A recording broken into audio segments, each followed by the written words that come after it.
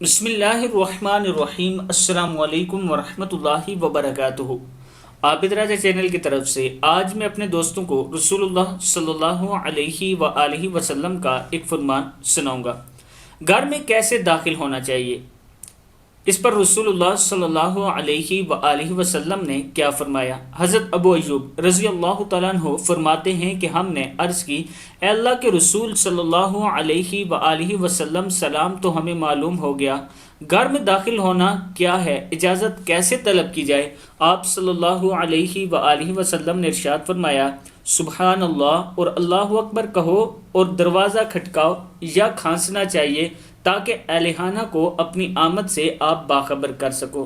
چپکے چپکے گھر میں داخل نہیں ہونا چاہیے، بلکہ گھر والوں کو اپنی آمد سے باخبر رکھنا چاہیے۔ ابن ماجہ کی حدیث ہے، یعنی جب آپ گھر میں داخل ہوں تو یا تو دستک دیں یا پھر کھانس لیں تھوڑا سا، تاکہ آپ کے گھر والوں کو معلوم ہو جائے کہ آپ گھر میں داخل ہو رہے ہیں، اور اونچی آواز سے سلام دے کر بھی آپ گھر میں داخل ہو سکتے ہیں۔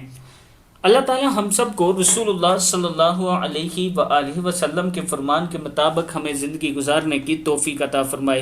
السلام علیکم ورحمۃ اللہ وبرکاتہ۔